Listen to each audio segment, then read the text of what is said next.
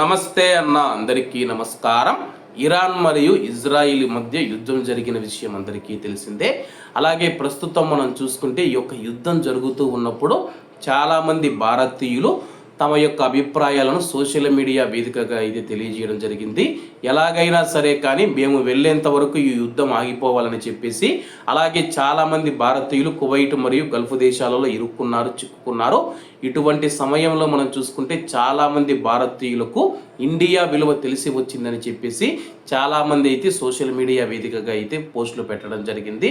దేశానికి కష్టపడేదానికి ఎంత దూరం వస్తే ఇక్కడ కూడా మమ్మల్ని ఇబ్బందులు పెడుతూ మా ప్రాణాలకు ముప్పు తీసుకువస్తావా దేవుడా అని చెప్పేసి చాలామంది అయితే ఏడ్చిన సందర్భాలు ఎన్నో ఉన్నాయన్నమాట. చాలామంది ఇంటికి వెళదామని చెబితే తమ యొక్క విమానాలు క్యాన్సిల్ కావడంతో, అలాగే కువైట్ ఎయిర్పోర్ట్ మూసివేసినప్పుడు మనం చూసుకుంటే కువైట్లో ఉన్న భారతీయులు చాలా భయం కలిగింది.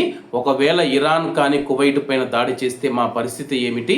ఇండియాలో మా కుటుంబాలు ఉన్నాయి, దేశానికి వస్తే దేవుడు ఇంత చెడు రాత రాస్తాడా అని చెప్పేసి చాలామంది భయభ్రాంతులకు గురయ్యారు.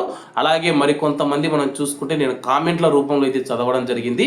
ఇటువంటి వీడియోలు పెట్టినప్పుడు నిన్ను కువైట్కు ఎవడు పొమ్మన్నాడో, ఇండియాలోనే ఉండి ఏదో ఒక పని చేసుకోవచ్చు కదా అని చెప్పేసి చాలా రకరకాల కామెంట్లు చేశారు.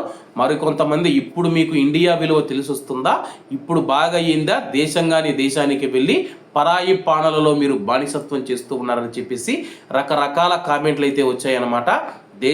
దేశానికి వచ్చి మేము దొంగతనాలు కానీ దోపిడీలు కానీ ఏమీ చేయలేదన్నా, కష్టపడి సంపాదించుకొని మా యొక్క కుటుంబాలను పోషించుకునేందుకు మేమైతే కువైట్ మరియు గల్ఫ్ దేశాలకు వచ్చాము. ఇండియాలో ఉంటే అప్పులైపోతూ ఉన్నాయి. అలాగే ఇండియాలో సరైన ఆదాయం కూడా లేకపోవడంతో, ముఖ్యంగా రాయలసీమ ప్రాంతాలలో ఉన్న ప్రజలు ఎవరైతే ఉన్నారో అక్కడ నీరు లేకపోవడంతో పంటలు వేయలేక చాలామంది గల్ఫ్ దేశాల బాట పడుతూ ఉన్నారు. కానీ మాకు ఇండియాలో మీరు సరైన ఉపాధి ఉద్యోగం చూపిస్తే కానీ కువైట్ మరియు మేము గల్ఫ్ దేశాలకు రాము. ఇండియా విలువ మీకు తెలిసొచ్చింది.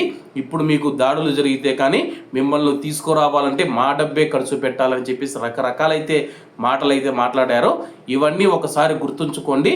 భారతదేశానికి సంబంధించిన విదేశీ మారకం విలువ ఏదైతే ఉందో అది కువైట్ కానీ ప్రపంచ దేశంలో ఉన్న భారతీయులందరూ అయితే అందిస్తూ ఉన్నారు. ఇండియాలో ఉన్న భారతీయులు భారతదేశ ఆర్థిక వ్యవస్థకు ఏ విధంగా తోడ్పడుతూ ఉన్నారో కువైట్ కానీ, అమెరికా కానీ, అలాగే యుఏఈ కానీ, సౌదీ అరేబియా, ప్రపంచవ్యాప్తంగా ఉన్న భారతీయులు భారతదేశ ఆర్థిక వ్యవస్థకు అదే విధంగా పనిచేస్తూ ఉన్నారు. ఏదో మన వాళ్ళు కష్టాల్లో ఉన్నప్పుడు వాళ్లకు అండగా నిలబడేది పోయి ఇటువంటి మాటలు ఎవరు మాట్లాడవద్దని చెప్పి కోరుకుంటూ అందరూ బాగుండాలి, అందులో మనం ఉండాలి. అందరికీ నమస్తే అన్న, జై హింద్.